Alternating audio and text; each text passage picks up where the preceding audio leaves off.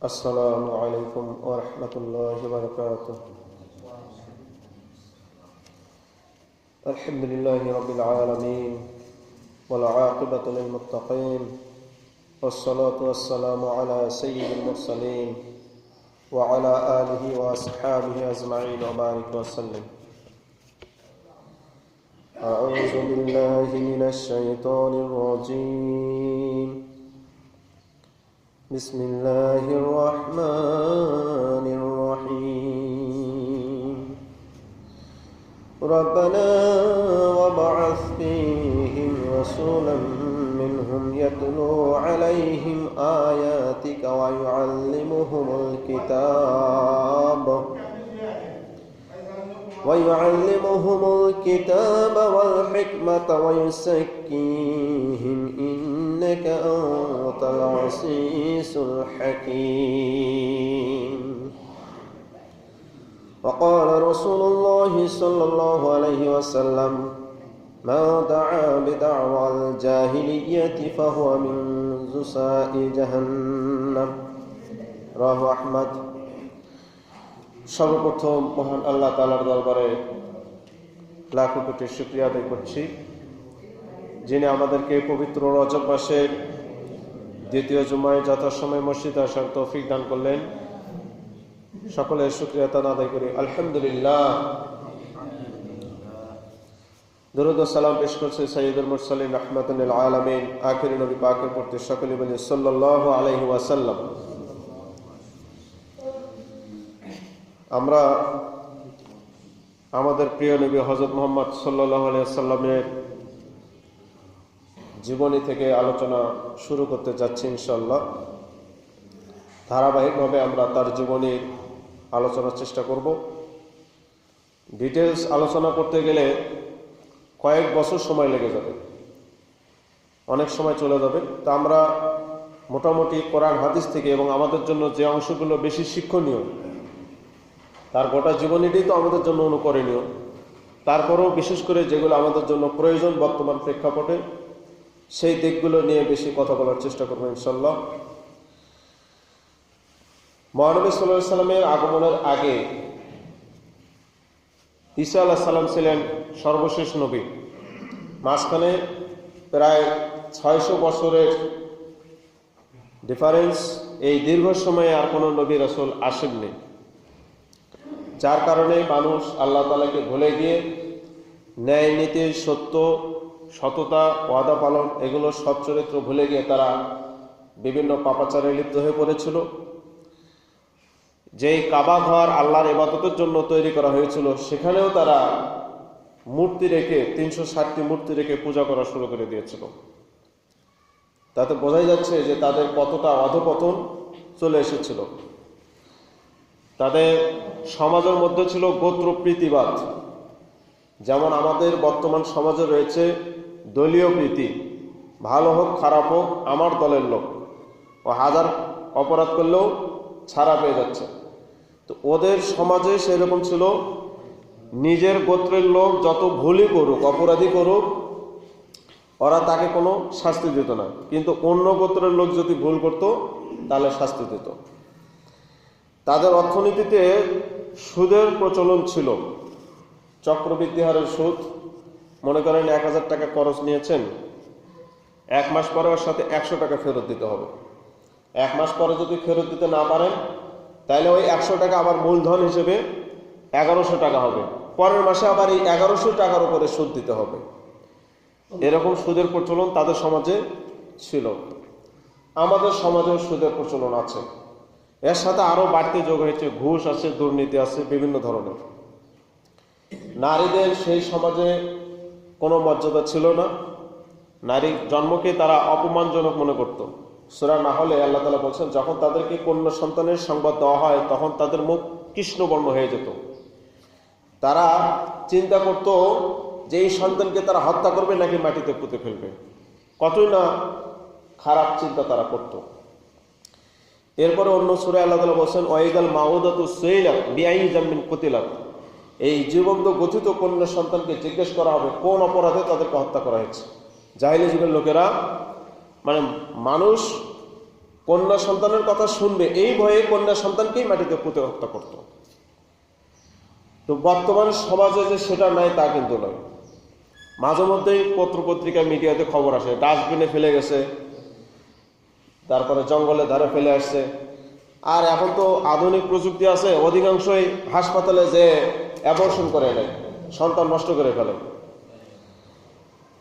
তো যদি জানে যে আগে কন্যা সন্তান ছিল, পরেও কন্যা সন্তান, অনেকে আছে স্বামী স্ত্রীকে ডিভোর্স পর্যন্ত দেয়, হুমকি দেয়, এবারে যদি মেয়ে হয় তোর বেরোবে, বাইরে তো ভাব নেই।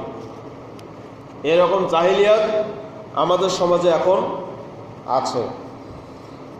এরপরে বিচার ব্যবস্থা, রাষ্ট্র ব্যবস্থা, সব দিক থেকেই আমরা কোনো কোনো ক্ষেত্রে জাহিলিয়াতকে ছাড়িয়ে গিয়েছি। কয়েকদিন আগে নেত্রকোনার একটা খবর দেখলাম, বাবা মেয়েকে ধর্ষণ করেছে। এটা আমাদের দেশের খবর। তাহলে চিন্তা করেন, জাহিলিয়াত যুগে এইরকম খবর শোনা যায়নি, যেটা বর্তমান সমাজে হচ্ছে।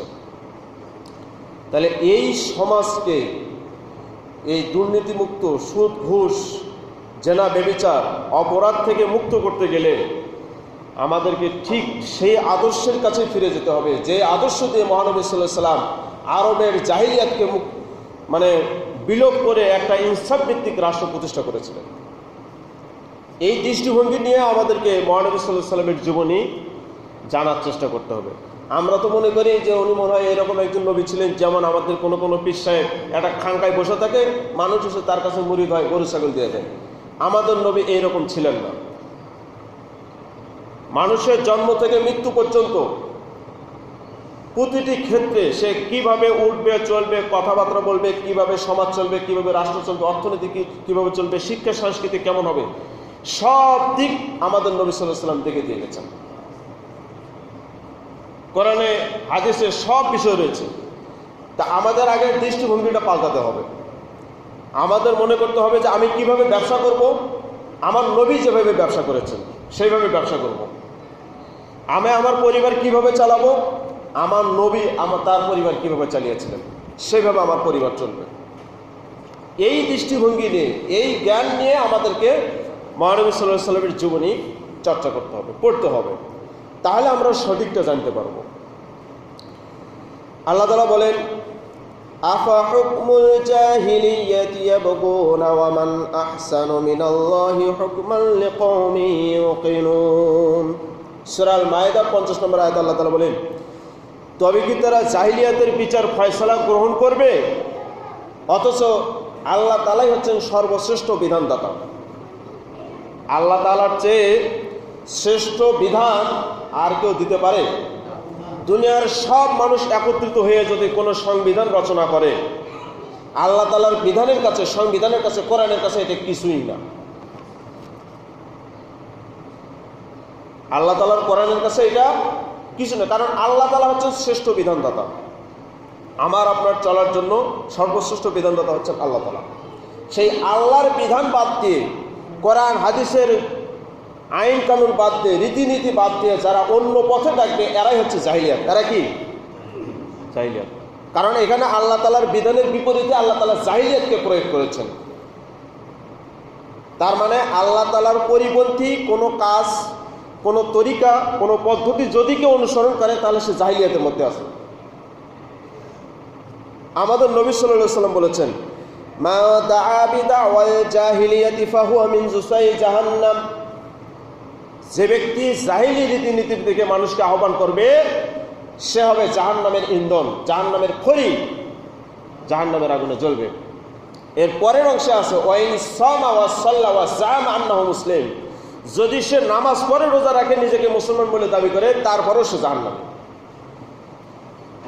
তাহলে আমি আপনি একটু নিজে চিন্তা করি যে আমার ব্যক্তি জীবন, আমি নিজে কতটা কোরআন হাদিস অনুযায়ী চলি, আমার পরিবার কতটা কোরআন হাদিস অনুযায়ী চলে, আমার সমাজ কতটা কোরআন হাদিস অনুযায়ী চলে, আমার রাষ্ট্র কিভাবে চলে।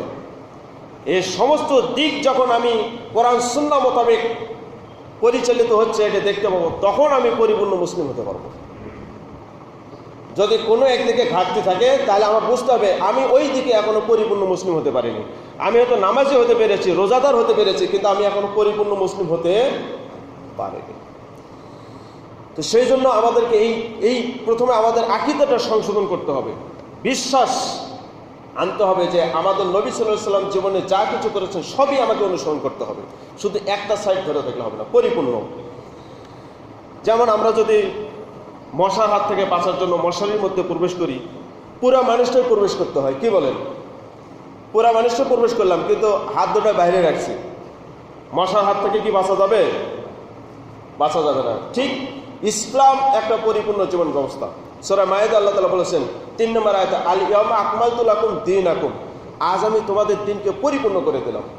তার মানে মুহাম্মদ সাল্লাল্লাহু আলাইহি ওয়াসাল্লাম যে জীবন ব্যবস্থা দিয়ে গেছেন এটা কোনো আংশিক না, এটা পরিপূর্ণ। কেউ কেউ বলতে পারে যে এই 1450 বছর আগের বিধান এখন চলতে পারে, কত পরিবর্তন হয়েছে। কেন? 1450 বছর আগের সূর্য যদি এখনো উত্তাপ দিতে পারে, চাঁদ যদি এখনো নিয়ম অনুযায়ী উঠতে পারে, তাহলে কোরআন কেন এখনো সমাজে শান্তি দিতে পারবে না? কোরআন কি আল্লাহর বাণী নয়? সূর্য যদি আল্লাহর হুকুমে চলে, চাঁদ যদি আল্লাহর হুকুমে চলে, রাত দিন সবই যদি ঠিক থাকে, তাহলে আমাদের জীবন ব্যবস্থা কেন ঠিক থাকবে না? এটা একটা ভুল ধারণা। কাজেই দেখেন, এক সময় এই আজকে ফ্যান ঘুরতেছে, বিদ্যুৎ যখন আবিষ্কার হয় নাই, মানুষ ধারণা করে নাই যে পানির মধ্যে বিদ্যুতের শক্তি আছে। সূর্যের তাপ জমা করে রেখে সেটা দিয়ে আবার ফ্যান চালানো যাবে, সৌর বিদ্যুৎ, এটা একসময় মানুষ ধারণাই করে নেই। 100-150 বছর আগে মানুষ ধারণাই করে নেই যে আমেরিকায় একটা অনুষ্ঠান হবে, বাংলাদেশে বসে দেখা যাবে। তখন যদি কেউ ওই কথা বলতো আমেরিকাতে অনুষ্ঠান হবে, বাংলাদেশে বসে আমরা দেখবো, তাকে মানুষ পাগল বলতো। কিন্তু পদার্থের মধ্যে আল্লাহ তাআলা এমন শক্তি দিয়েছেন, সেই পদার্থের টানে আমেরিকান অনুষ্ঠান বাংলাদেশে বসে আমরা দেখতে পারতেছি। এই পদার্থের মধ্যে এই ক্ষমতাটা আল্লাহ তাআলা দিয়েছেন। ঠিক কোরআনের মধ্যেও আল্লাহ তাআলা সেই ক্ষমতা দিয়েছেন যে এই কোরআন যারা মেনে চলবে, এই হাদিস যারা মেনে চলবে, সেই সমাজে শান্তি আসবেই আসবে ইনশাল্লাহ। কিন্তু আমরা সেটা চেষ্টা করি না, গবেষণা করি না, আমরা পড়ি না, খালি মাঝে মধ্যে হয়তো 2-1 আয়াত পড়ি, কেউ কেউ আবার চুমু দিয়ে উপরে রেখে দিই, কিন্তু আল্লাহ কি বললেন বোঝার চেষ্টা করি না। তাহলে প্রথমে আমাদের আকীদা, আমাদের বিশ্বাস, আমাদের চিন্তা চেতনা সহি করতে হবে যে আমি যেই ধর্মের অনুসারী, এটা শুধু আমার ব্যক্তি আর মসজিদ, মাদ্রাসা, মক্তব এগুলো দিয়েই চলবে না। এই কোরআন দিয়ে, এই হাদিস দিয়ে মহানবী সাল্লাল্লাহু আলাইহি ওয়াসাল্লামের জীবন যেভাবে চলেছে, সাহাবারা যেভাবে জীবন পরিচালনা করেছেন, আমাকেও সেইভাবে পরিচালনা করতে হবে। এই বিশ্বাস নিয়ে আমাদেরকে মহানবী সাল্লাল্লাহু আলাইহি ওয়াসাল্লামের জীবনী অনুশীলন করতে হবে, চর্চা করতে হবে, পড়তে হবে বেশি বেশি করে। প্রেমিকের কাছে তার প্রিয়তমার চিঠির চেয়ে প্রিয় আর কোনো জিনিস হয় না। যারা প্রেম ভালোবাসা করছেন তারা বোঝেন। একজন প্রেমিক যদি হয় সত্যিকারের, তার কাছে সবচেয়ে ভালো লাগবে সেই চিঠিটাই তার প্রেমিকা যেটা লেগেছে। আমার আপনার কাছে সবচেয়ে প্রিয় হচ্ছেন আল্লাহ রাব্বুল আলামিন, তারপরে মুহাম্মদ সাল্লাল্লাহু আলাইহি ওয়াসাল্লাম। আল্লাহ তাআলার চিঠি আমার আপনার বাড়িতে আছে, সেটা হচ্ছে কোরআন মাজিদ। মহানবী সাল্লাল্লাহু আলাইহি ওয়াসাল্লামের চিঠি আমার আপনার বাড়িতে আছে, সেটা হচ্ছে হাদিস। একজন মুসলমানের কাছে কোরআন হাদিস যত মজা, এর চেয়ে মজার আর কোনো জিনিস হতে পারে না। আমরা জীবনের প্রতিটি মুহূর্তে চেষ্টা করব, যখনই সুযোগ পাবো কোরআন শরীফ পড়বো, যখনই সুযোগ পাবো হাদিস পড়বো। দেখি তো আল্লাহ রাসূল সাল্লাল্লাহু আলাইহি ওয়াসাল্লাম তার চলাফেরাটা কেমন ছিল, তিনি কিভাবে খেতেন, কিভাবে বসতেন, কিভাবে ওটা মানুষের সাথে ব্যবহার করতেন, এগুলো জানতে হবে। তা আমরা পর্যায়ক্রমে ইনশাআল্লাহ হযরত মুহাম্মদ সাল্লাল্লাহু আলাইহি ওয়াসাল্লামের জীবনী সম্পর্কে জানার চেষ্টা করব। মুহাম্মদ সাল্লাল্লাহু আলাইহি ওয়াসাল্লাম তিনি বলেছেন যে আমি হযরত ইব্রাহিম আলাইহিস সালামের দোয়ার ফসল, আর ঈসা আলাইহিস সালামের হচ্ছে ভবিষ্যৎবাণী। ইব্রাহিম আলাইহিস সালাম দোয়া করেছিলেন সূরা বাকারা 129 নম্বর আয়াতে, রব্বানা ওয়াবআস ফীহিম রাসূলাম মিনহুম, হে আল্লাহ আপনি তাদের মাঝে একজন রাসূল প্রেরণ করেন, ইয়াতলু আলাইহিম আয়াতিকা, যিনি তাদের কাছে আপনার আয়াত পাঠ করে শোনাবেন, কোরআন তেলাওয়াত করে শোনাবেন। এখানে ইয়াতলু শব্দ তেলাওয়াত করা, তালা ইয়াতলু এর অর্থ হচ্ছে অনুসরণ করা, আর পাঠ করার আগে হচ্ছে কারা ইয়াকরাউ, পড়া। আল্লাহ কিন্তু কি বলেছেন, ইয়াতলু আলাইহিম আয়াতিকা, তার মানে আপনার আয়াত অনুসরণ করে দেখাবে, কিভাবে কোরআন মানতে হবে বাস্তবে তার উম্মতকে তিনি দেখাবেন, এবং মুহাম্মদ সাল্লাল্লাহু আলাইহি ওয়াসাল্লাম সেটা করেই দেখিয়েছেন। তাহলে আমাদেরকে কোরআন কি করতে হবে, তালা ইয়াতলু তেলাওয়াত করতে হবে, মানে অনুসরণ করতে হবে, মেনে চলতে হবে। ওয়া ইউআল্লিমুকুমুল কিতাব, এবং তাদেরকে কিতাব শিক্ষা দেবেন। কিতাবের জ্ঞান তাদেরকে শিক্ষা দেবেন। ওয়াল হিকমাতা, এবং কৌশল শিক্ষা দেবেন, কোন কাজ কিভাবে করলে মানুষের কাছে গ্রহণযোগ্যতা হবে, মানুষ কিভাবে দিনের পথে আসবে। কারণ সেই সময় তো ছিল, তারা তো সবাই প্রায় মুশরিক ছিল। মুহাম্মদ সাল্লাল্লাহু আলাইহি সাল্লাম যখন দিন প্রচার শুরু করেন, একাই শুরু করছেন, গোটা জাতি হচ্ছে অমুসলিম। তাদেরকে ইসলামের পথে নিয়ে আসার জন্য কম কৌশলের প্রয়োজন নেই। আমরা মুসলমান হয়ে একজনকে নামাজি বানাতে পারতেছি না, সেখানে একজন অমুসলিমকে ধরে এনে নামাজি বানানো বা ইসলাম ধর্মে তার কাছে তুলে ধরা, এটা খুব কঠিন কাজ। কিন্তু আমাদের নবী সাল্লাল্লাহু আলাইহি সাল্লাম সেই কাজটাই করেছেন। ওয়াইসাকিহিম, আর তিনি তাদেরকে পরিশুদ্ধ করবেন, কারণ বিশুদ্ধতা প্রয়োজন। জান্নাত পবিত্র জায়গা, জান্নাতে যেতে গেলে আমাদেরকে পরিশুদ্ধ হতে হবে, খাঁটি মুমিন মুসলিম হতে হবে। ইন্নাকা আনতাল আজিজুল হাকীম, নিশ্চয়ই আপনি মহাপরাক্রমশালী মহাবিজ্ঞময়। যাই হোক, আমাদের নবী সাল্লাল্লাহু আলাইহি সাল্লাম তিনি 570 খ্রিস্টাব্দে জন্ম তারিখের ব্যাপারে মতভেদ রয়েছে। আমাদের দেশে প্রসিদ্ধ রয়েছে 12 রবিউল আউয়াল, কিন্তু সিরাত যারা গ্রন্থ রচনা করেছেন এক এক গ্রন্থে একই রকম। কোনো গ্রন্থে আছে 9 রবিউল আউয়াল, কোনো গ্রন্থে আছে 1 রবিউল আউয়াল। তবে সিরাত ইবনে হিশামে মোহাম্মদ ইসহাক তিনি বলেছেন যে 12 রবিউল আউয়ালটাই বেশি প্রসিদ্ধ, এবং সেটাই আমাদের এই উপমহাদেশে প্রসিদ্ধি লাভ করেছে। 570 খ্রিস্টাব্দে রবিউল আউয়াল মাসের 12 তারিখ। তার বাবার নাম ছিল আবদুল্লাহ, মায়ের নাম আমিনা, দাদার নাম আব্দুল মুত্তালিব, দাদির নাম ফাতেমা, নানার নাম ওহাব, নানির নাম বাররা। তিনি ইব্রাহিম আলাইহিস সালামের বংশধর ছিলেন, অর্থাৎ তার বংশে ইসমাইল আলাইহিস সালাম, তার ছেলে ইসমাইল আলাইহিস সালামের বংশ হচ্ছেন আমাদের নবী হযরত মুহাম্মদ সাল্লাল্লাহু আলাইহি ওয়াসাল্লাম। যখন আবু সুফিয়ান ব্যবসা করার জন্য গিয়েছিল রোমে, সেখানকার সম্রাট হিরাক্লিয়াস তাকে জিজ্ঞেস করেছিল মুহাম্মদ সাল্লাল্লাহু আলাইহি ওয়াসাল্লাম সম্পর্কে, যে তার বংশ কেমন। তখন আবু সুফিয়ান কিন্তু অমুসলিম ছিল, তারপরেও তিনি বলেছেন হুয়া ফিনা জুনা জুহাফাবিন, তিনি আমাদের মধ্যে শ্রেষ্ঠ বংশে জন্মগ্রহণ করেছেন। তখন সে বলেছিল নবী রাসূলগণ এইরকমই, তারা সবসময় সেই জাতির শ্রেষ্ঠ বংশে জন্মগ্রহণ করে। এবং আদম আলাইহিস সালাম থেকে মুহাম্মদ সাল্লাল্লাহু আলাইহি ওয়াসাল্লাম পর্যন্ত মহানবী সাল্লাল্লাহু আলাইহি ওয়াসাল্লাম বলেছেন, আমি বিবাহ সূত্রে জন্মগ্রহণ করেছি, আমার বংশে কেউ কোনোদিন ব্যভিচার করেনি। সুবহানাল্লাহ। একেবারে আদম আলাইহিস সালাম থেকে শুরু করে মুহাম্মদ সাল্লাল্লাহু আলাইহি ওয়াসাল্লাম পর্যন্ত তিনি যেই সিলসিলায় এসেছেন, এই বংশে কেউ কোনোদিন ব্যভিচার, জেনা ব্যভিচার করেনি। এরপরে জন্মের পূর্বেই তার পিতা আব্দুল্লাহ মারা যান, এবং জন্মের পরে তার খাতনা করানো হয়। তবে এই ব্যাপারে মতভেদ আছে।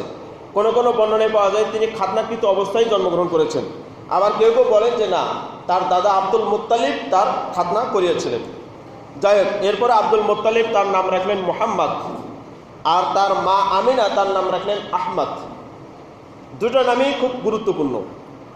মুহাম্মদ মানে হচ্ছে প্রশংসিত, কারণ মুহাম্মদ সাল্লাল্লাহু আলাইহি ওয়াসাল্লাম সমস্ত মানুষের মধ্যে সবচেয়ে বেশি প্রশংসিত। মুহাম্মদ সাল্লাল্লাহু আলাইহি ওয়াসাল্লামের যত প্রশংসা করা হয়, আর কোনো মানুষের এত প্রশংসা করা হয় না। আর আহমদ মানে হচ্ছে অধিক প্রশংসাকারী, তিনি হচ্ছেন আল্লাহ তাআলার সবচেয়ে বেশি প্রশংসাকারী। তিনি যত বেশি আল্লাহর ইবাদত করেছেন, আর কোনো মানুষ এত বেশি ইবাদত করতে পারে না। তাহলে দুটো নামই যুক্তিযুক্ত।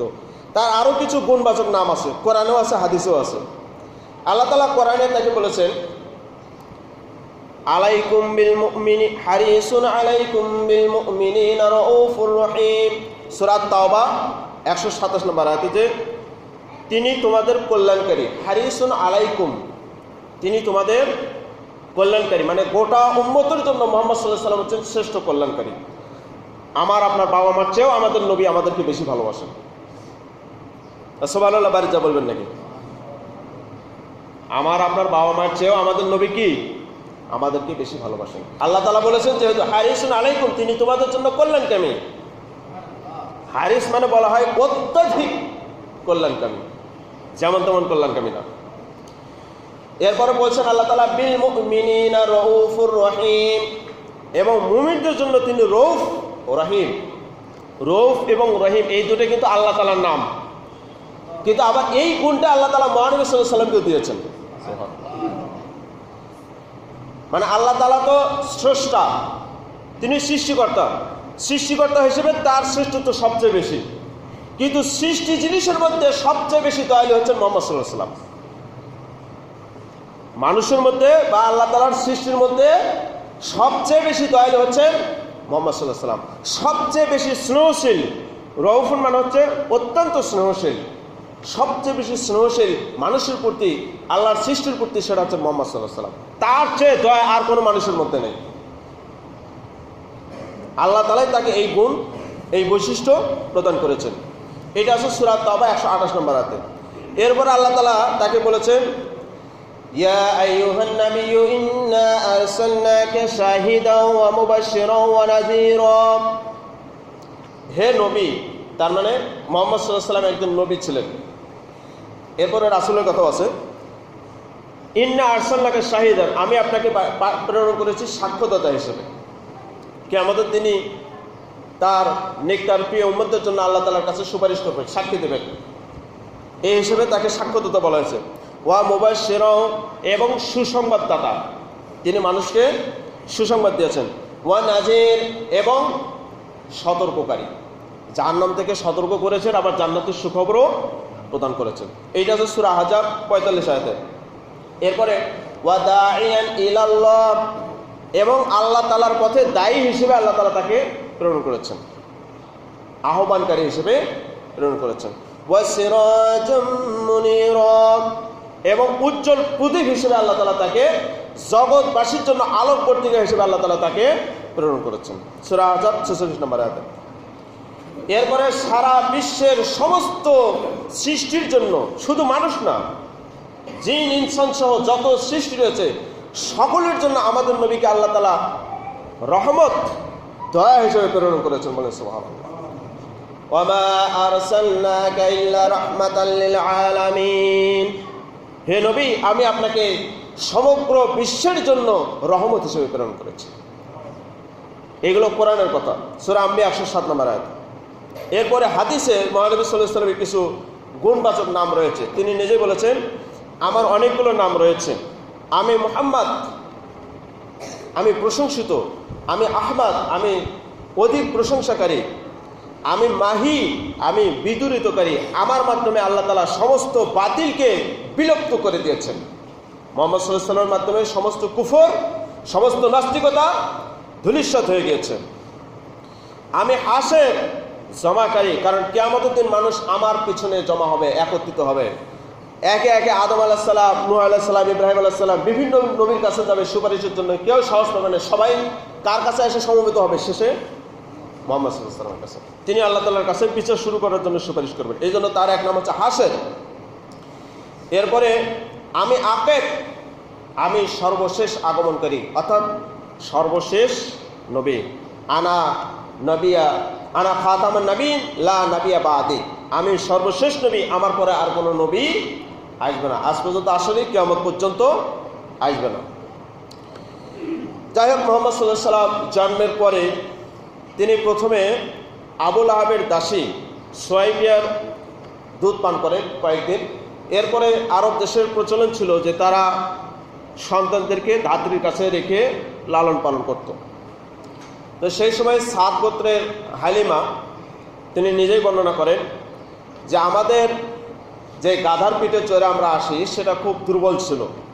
অন্য অন্য লোকেরা আমাদের আগে গিয়ে মক্কায় এসে তারা বিভিন্ন ভালো ভালো পরিবার থেকে সন্তান সংগ্রহ করেছে, তারা ভালো টাকা পয়সা পাবে। তো আমরা অনেক দেরি করে ফেলেছি, আমাদের ভাগ্যে একটা ইয়াতীম সন্তান জুটল, অর্থাৎ মুহাম্মদ সাল্লাল্লাহু আলাইহি ওয়াসাল্লাম। আমাদের মন খুব খারাপ যে আমরা যদি বাবা আছে বা একটু অর্থশালী লোক এরকম সন্তান পেতাম, তাহলে আমাদের একটু টাকা পয়সা ভালো পাওয়া যেত, ইনকাম হতো ভালো। তো যাই হোক, যেহেতু আর কাউকে পেলাম না, আমরা সেই জন্য মুহাম্মদকে গ্রহণ করলাম। কিন্তু মুহাম্মদ সাল্লাল্লাহু আলাইহি ওয়াসাল্লামকে গ্রহণ করার পরে আল্লাহ তাআলা তার পরিবারে এত বরকত দিলেন, যেই গাধা অন্যদের পিছনে ছিল সে সবার আগে চলে গেল। সুবহানাল্লাহ। অন্যরা বললো, কি বাবা হালিমা, তোমার গাধা এত দ্রুত যায় কেন? তার স্বামী হারেস বলতেছে যে আল্লাহ তাআলার ইচ্ছায় আমরা একটা বরকতময় জিনিস গ্রহণ করেছি। মুহাম্মদ সাল্লাল্লাহু আলাইহি ওয়াসাল্লামের মাধ্যমে আল্লাহ কত বরকত দিতে পারেন মানুষ ধারণা করতে পারবে। এরপরে তিনি বলেন, আমাদের যে পশুগুলো ছিল, অন্যদের পশু যে মাঠে যায় আমাদের পশু সেই মাঠে যায়, কিন্তু ওদের পশুগুলো খেয়ে পেট ভরে না। আর আমাদের পশুগুলো খেয়ে পেট ভরে তৃপ্তি হয়ে বাড়িতে আসে। অল্প দিনের মধ্যেই ওদের পশুর চাইতে আমাদের পশুগুলো মোটা তোতা হয়ে যায়। আমার স্তনে তেমন দুধ আসতো না। আমার একটা নিজের সন্তান আছে, তার নাম হলো আব্দুল্লাহ। সেই দুধ পেত না ভালো মতো, কিন্তু মোহাম্মদকে আনার পরে আল্লাহ তাআলা আমার স্তনে এত দুধ দিলেন, 2 সন্তান তৃপ্তি সহকারে খায়, তাও সমস্যা হয় না। এবং মোহাম্মদ সাল্লাল্লাহু আলাইহি ওয়াসাল্লামের এখানে একটা ইনসাফের দৃষ্টান্ত পাওয়া যায়। তিনি সবসময় হালিমার একটা স্তন থেকে দুধ পান করতেন, আর একটা স্তনে মুখ লাগাতেন না, কারণ তিনি জানতেন যে আমার আরেকজন ভাই আছে, তারও হক আছে। ছোট্ট বাচ্চা, আল্লাহ তাআলা কি অনুভূতি দিয়েছেন তার মধ্যে, মায়ের দুধ পান করবে, সেখানেও তিনি ইনসাফ কায়েম করেছেন। এরপরে তো সেখানে মুহাম্মদ সাল্লাল্লাহু আলাইহি ওয়াসাল্লাম ধীরে ধীরে বড় হলেন। 2 বছর পর্যন্ত দুধ পান করার নিয়ম। 2 বছর পরে সন্তানকে তো ফেরত দিতেই হবে, মায়ের কাছে ফেরত নিয়ে আসলেন। কিন্তু হালিমার মন চাচ্ছে না যে আমি মোহাম্মদকে রেখে যাই, কারণ তার মাধ্যমে এত বরকত আমি পেয়েছি, তাকে কিভাবে রেখে যাই। তার অশ্রুসিক্ত নয়ন, এখন জোরও করতে পারতেছেন না, সন্তান তো অন্যের। তো ঘটনাক্রমে ওই সময় মক্কায় একটা মহামারী ব্যাধি দেখা দিয়েছিল, মানুষের জ্বর আসতো, বিভিন্ন সমস্যা হতো। তা আমিনা চিন্তা করলেন যদি মোহাম্মদ এখানে থাকে সেও অসুস্থ হতে পারে। সে তখন হালিমাকে বলল যে আর কিছুদিন রাখো।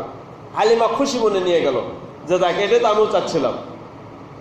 এভাবে 5 বছর পর্যন্ত মুহাম্মদ সাল্লাল্লাহু আলাইহি ওয়াসাল্লাম হালিমার বাড়িতে অবস্থান করে।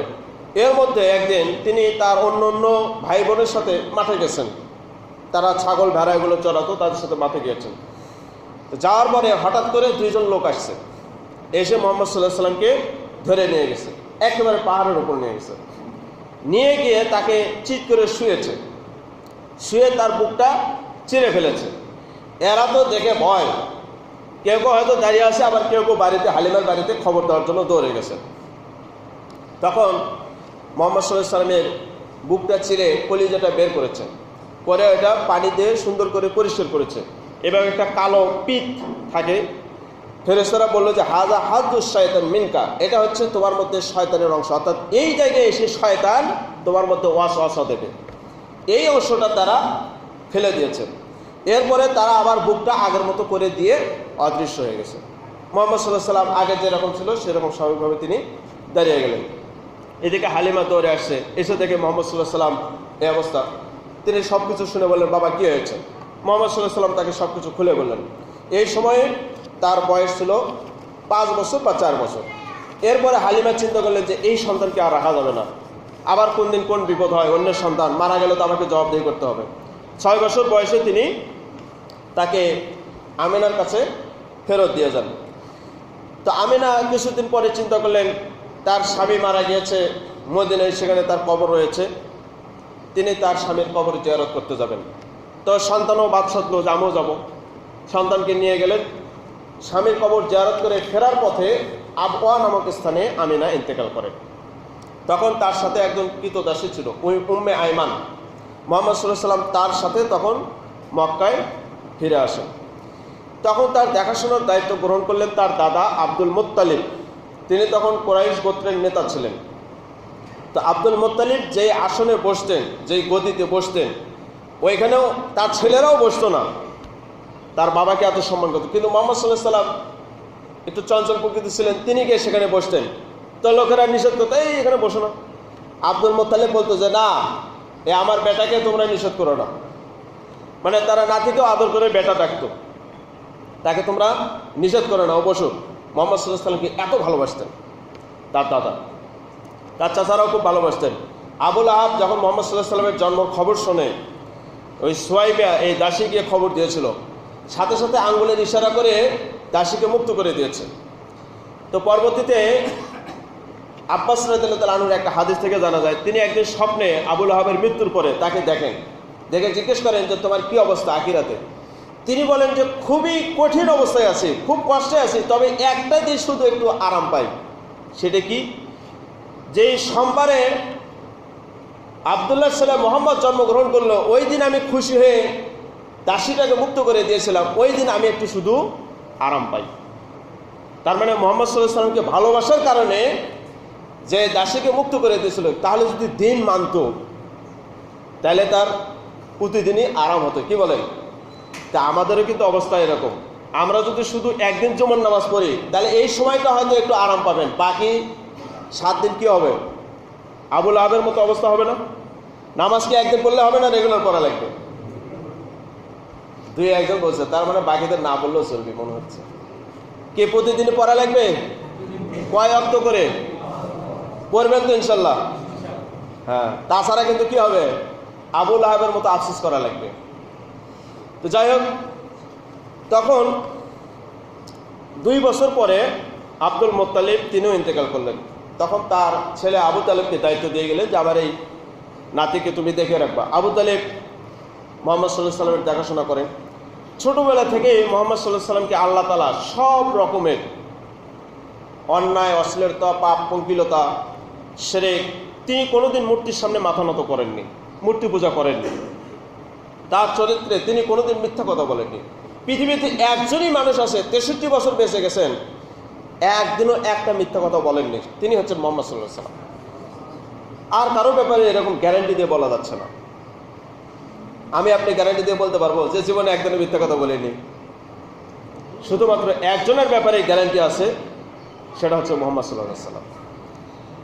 তো তার একটা ঘটনা আছে, কাবাঘর পুনর্নির্মাণকালে ওই যখন কাঁচা ইট কাঁধে করে বয়ে নিয়ে যাওয়া লাগে, তো এটা তো একটু শক্ত লাগে।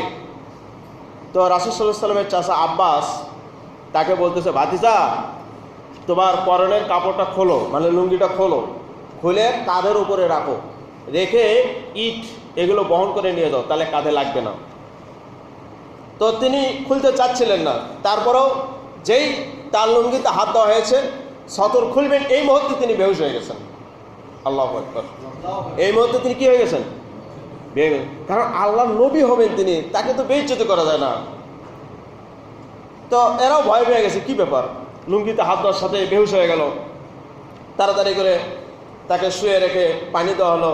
জ্ঞান ফিরে আসার পরে তিনি বললেন যে আমার ইজার, আমার ইজার। মানে আল্লাহ তাআলা তার নবীকে ছোট থেকে হেফাজত করেছেন। আরেকটা ঘটনা আছে, একবার তার এলাকায় ওই যে আমাদের যেমন মেলা হয়, ওই দেশেও মেলা হতো, ওকাজ মেলা। তো লোকজন মেলায় যাবে, গান বাজনা শুনবে, তারও বন্ধু বান্ধব বললো চলো যাই। তিনি যেতে যেতে মাঝপথে গিয়ে এমন ঘুম ধরছে, গাছের নিচে শুয়ে ঘুমিয়ে পড়ছেন। রাত কোন দিক দিয়ে চলে গেছে বলতেই পারে না। পরের দিন এসে বলছে, কিরে কেমন গেল? কান কি শুনবো ভাই, আমি তো মাঝপথে ঘুমিয়ে গেছি।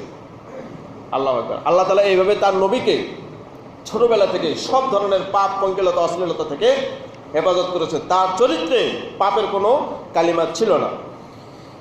যাই হোক, চাচার সংসারে এসে তিনি চিন্তা করলেন, দেখলেন যে চাচার সংসারে খুব অভাব অনটন।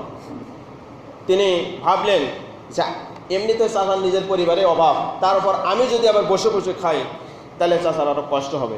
তিনি কি করলেন, অন্য অন্য যারা বড় লোক রয়েছে তাদের ছাগল, ভেড়া এগুলো মাঠে চড়াতেন, রাখালগিরি করতেন। এর মধ্যে একটা হিকমতও আছে। আল্লাহ তাআলা অনেক নবী রাসূলের মাধ্যমে কিন্তু এই কাজ করে নিয়েছেন। মূসা আলাইহিস সালাম 10 বছর এই কাজ করেছেন, রাখালগিরি। এর একটা কারণ আছে, যাদের বাড়িতে ছাগল আছে যদি 2-3টা থাকে তাহলে ছাগলের বৈশিষ্ট্য আপনাদের জানা আছে। একটা গরু মানে 10টা গরু পালা যত কষ্টের, তার চেয়ে মনে হয় 2টা ছাগল পালা বেশি কষ্ট, কথাই শোনে না। আর সামনের একটা ছাগল যদি একদিক দিয়ে যায় তাহলে অন্য ছাগলগুলো ওই দিক দিয়ে যাবেই যাবে, আপনি যতই বলেন এই দিক দিয়ে যাস না।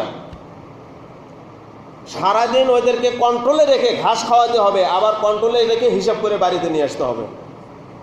এটা কিন্তু খুব কঠিন কাজ। পেট না ভরলে তো আবার মালিকের বকানি খাওয়া লাগবে, আবার অন্যের যেন খেত না খায় সেদিকেও সদা দৃষ্টি রাখতে হবে। এর মাধ্যমে আল্লাহ তাআলা নবী রাসূলদের ধৈর্যের প্রশিক্ষণ নিয়েছেন, যাতে বড় হয়ে, কারণ বড় হয়ে যখন সে দিন প্রচার করবে, একজন লোকের কাছে গিয়ে বলবে ভাই আসেন নামাজ পড়ে, সে তো নামাজের কথা আসবে না, ছাগলের মতো উল্টা দিকে যাবে।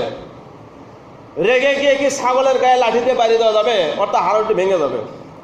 ঠিক রেগে গিয়ে এই লোকটাকেও কিছু বলা, আবার বোঝাতে হবে ভাই আসেন ভাই নামাজ পড়ি ভাই, এগুলো মূর্তি পুজো দিয়ে কোনো লাভ নাই ভাই, আল্লাহর পথে আয়। বারবার কি করতে হবে? অত্যন্ত ধৈর্যের প্রয়োজন। এই শিক্ষা দেওয়ার জন্যই আল্লাহ তাআলা মুহাম্মদ সাল্লাল্লাহু আলাইহি ওয়াসাল্লামকে দিয়েও এই কাজটা করে নিয়েছেন। তিনি ছোটবেলায় ছাগল চড়িয়েছেন এবং তার চাচাকেও তিনি সহযোগিতা করেছেন। এরপরে 12-13 বছর বয়সে তার চাচা ব্যবসা করার জন্য সিরিয়ার উদ্দেশ্যে রওনা দিল। তিনি বললেন, চাচা আমিও যাব, আপনার সাথে ব্যবসা করতে হবে। চাচা মুহাম্মদ সাল্লাল্লাহু আলাইহি ওয়াসাল্লামকে খুব ভালোবাসতেন আবু তালেব।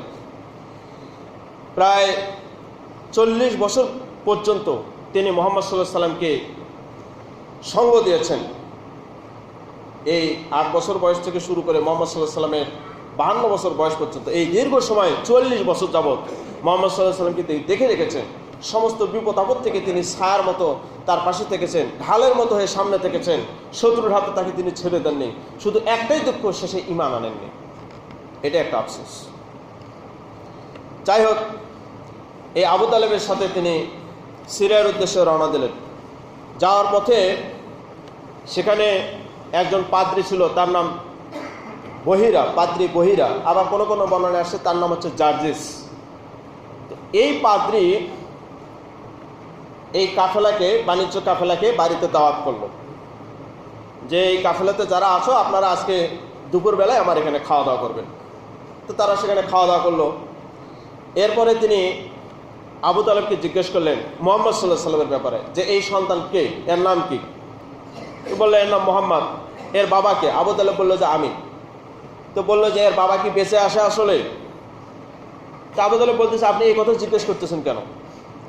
তো বললো যে শোনো, যখন তোমাদের কাফেলা আসতেছিল আমি দেখতে পেলাম যে তোমাদের মাথার উপরে একটা মেঘ ছায়া দিচ্ছে, আর তোমরা যে গাছের নিচে বসে বিশ্রাম নিচ্ছিলে আমি দেখতে পেলাম ওই গাছের ডালগুলো এই বালকের দিকে হেলে আসতেছে, নুয়ে পড়তেছে, যাতে বালকের উপর কোনো রোদ না পড়ে। সুবহানাল্লাহ। আর এই কাজটা কোনো নবী ছাড়া কোনো মানুষের ক্ষেত্রে হতে পারে না। তো আমাদের তাওরাত কিতাবে নবীর ব্যাপারে যে ভবিষ্যৎবাণী আছে সেখানে বলা আছে যে মুহাম্মাদের বাপ তার আগে মারা যাবে, জন্মের আগে। কাজে এ যদি সেই ব্যক্তি হয় তাহলে তার বাপ বেঁচে থাকার কথা না।